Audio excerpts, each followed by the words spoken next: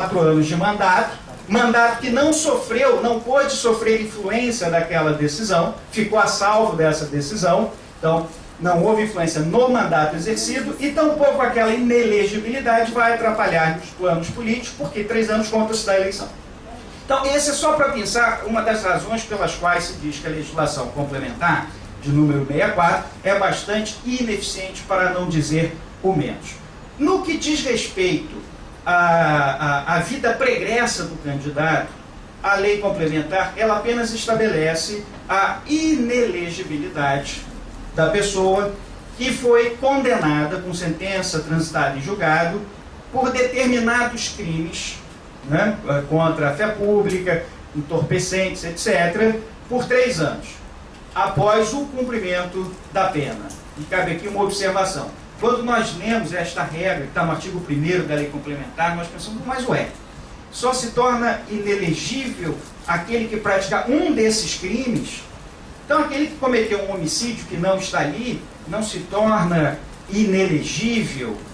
A resposta, não, também não é assim. É porque, independentemente da natureza do crime, todo aquele que o comete tem os seus direitos políticos suspensos enquanto durarem os efeitos da pena. Isso para todo e qualquer crime. Por exemplo, um homicídio. Se o cidadão foi condenado a 20 anos de cadeia, durante 20 anos ele tem os seus direitos políticos suspensos. Isso vale para crimes de qualquer natureza. Ponto. O que a lei complementar fez foi estender por mais 3 anos após o cumprimento da pena a inelegibilidade para crimes de determinada natureza. Então, para crimes de determinada natureza, a inelegibilidade tem esse plus, 3 anos a mais após o cumprimento da pena.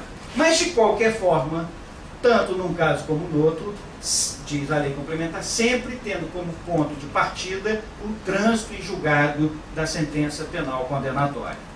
Somente a partir daí é que o cidadão tem os seus direitos suspensos políticos, se torna inelegível por mais 3 anos, se enquadrasse num daqueles crimes ali previstos. A contrário senso, não havendo trânsito em julgado da sentença penal condenatória, não pesa sobre esse indivíduo qualquer obstáculo para exercer o seu direito de elegibilidade. Essa é a regra da lei complementar. Muito bem. Vejam, senhores, essa legislação complementar, e esse é um detalhe importante, não pareceu satisfatória. Essa legislação complementar não pareceu satisfatória, não foi a este ou aquele aplicador da lei, mas ao próprio poder constituinte derivado, que em 94, ao fazer aquela emenda constitucional de revisão, aquela revisão 5 anos depois, que era para rever todo o texto constitucional, então o próprio Congresso Nacional, certamente ali representando a vontade da sociedade, não satisfeito com o que tinha visto até ali, mudou o parágrafo 9º do artigo 14, este que levou à edição da Lei Complementar 64. E, ao fazê-lo, reescreveu o parágrafo 9º do artigo 14, dizendo: a Lei Complementar vai estabelecer outras causas de inelegibilidade, seja, vou mudar a redação, seja para garantir a normalidade das eleições contra a influência do poder, do abuso de poder político-econômico, como já estava, até aí copia, e acrescenta, e também para proteger ou para garantir a legitimidade das eleições, garantindo-se ou buscando obter ou observar a moralidade para o exercício do mandato eletivo e observando-se a vida pregressa dos candidatos. Está lá, no parágrafo 9º do artigo 14. Então, é o recado da Constituição para o Congresso. Agora você tem que fazer uma nova lei complementar que, ao elencar as causas de inelegibilidade, deve atentar não apenas para a questão da influência de eventuais abusos de poder político ou econômico, como também atentar como requisito para moralidade no exercício do mandato eletivo e a questão da vida pregressa dos candidatos. Essa emenda constitucional é de 94. Nós estamos no ano de 2010. Indaga-se, esta nova lei complementar foi editada? Não. Já se passaram aí, se não erro nas contas, 16 anos de mora do Congresso Nacional. A determinação está lá, de 94. É o faça, é o cumpra, mas não foi cumprida até hoje pelo Congresso Nacional. E isto levou, nos primeiros anos após a emenda constitucional de 94, a uma certa inércia. Não, continua se fazendo o que vinha fazendo antes, porque não foi editada a lei complementar, uma nova lei complementar. E esse pensamento, essa interpretação, projetou-se na jurisprudência dos nossos tribunais eleitorais, chegando ao TSE, que editou uma súmula, que é a antiga, súmula 13, dizendo que a regra do parágrafo 9º do artigo 14 da Constituição não é auto-aplicável. Ou seja, enquanto não editada a nova lei complementar, tudo como dantes no quartel de Abrantes. Os anos, já que o Congresso não editava a lei, os anos foram se passando e a cobrança da sociedade ficou maior.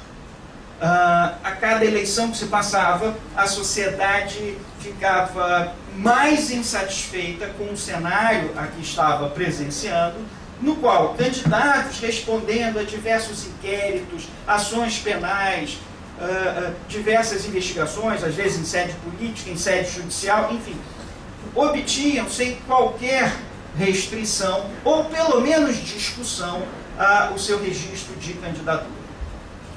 Até que esse movimento de inconformismo começou a penetrar-se na jurisprudência dos nossos tribunais eleitorais, esse descontentamento, quando então se verificou, ou surgiu a tese, ou se percebeu que a norma introduzida na Constituição em 94, que seria esta nova redação do parágrafo 9º do artigo 14, não estava ali apenas para enfeitar o texto constitucional. Começou a se olhar sob a ótica do direito constitucional e verificar se esta norma nova entrou em vigor em 94, dizendo que a lei o Congresso Nacional vai editar uma lei complementar, o que acontece enquanto não editada esta lei complementar? A resposta no direito constitucional: absorve-se, aproveita-se o que existe até então, recepciona-se o direito infraconstitucional até que venha a ser editada uma nova norma. Mas, e esse é o ponto importante, ao se fazer esta recepção, este aproveitamento do direito infraconstitucional anterior, há que se verificar a sua compatibilidade. E naquilo que não for compatível, não poderia ser aproveitado.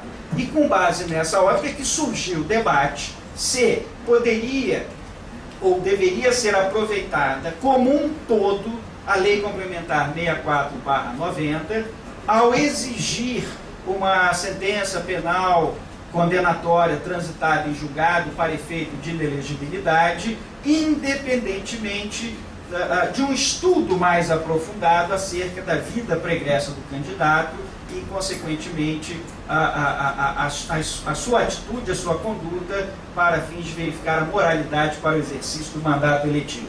Surgiu essa tese, foi muito debatida, começou a ganhar espaço nos tribunais regionais eleitorais, aqui no Rio, como os senhores puderam acompanhar. O que surgiu como uma ideia incipiente foi ganhando corpo a ponto de chegar a ser um pensamento unânime no Tribunal do Rio de Janeiro. Essa questão tinha que chegar e chegou ao TSE à época. O TSE rediscutiu esse assunto e por uma decisão muito apertada, pela maioria de um voto, por 6-5, se não me falha a memória, o TSE entendeu que não se poderia fazer nada, em suma, né, enquanto não editada a nova lei complementar. O que antes era uma súmula do TSE, aplicada e observada cegamente, anos depois virou um debate intenso nos tribunais eleitorais e o próprio TSE ficou a um voto de rever a sua súmula, mas manteve.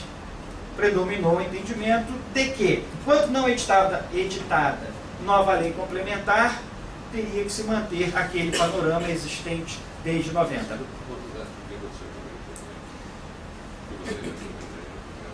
Bom, eu colocaria dois fatores, mas a indagação é boa. O Rio de Janeiro, o TRE do Rio de Janeiro, apenas adotou esse entendimento de certo, não foi exclusivo no cenário nacional, mas acho que foi um dos tribunais onde isso teve maior repercussão, se não dos pioneiros.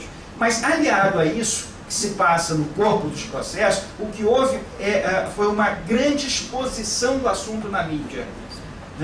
Nem tudo que acontece nos processos judiciais tem essa exposição na mídia. Esse assunto ganhou espaço na mídia e foi incluído no foro de debates nacionais. E quando essa questão chegou no TSE, chegou sob a observância da sociedade da mídia. E teve toda essa repercussão. Mas o TSE, por maioria, decidiu manter. Naquilo que decidiu manter, baixou uma resolução dirigida aos tribunais regionais eleitorais. Ó, o TSE decidia assim, então, por favor, cumpram.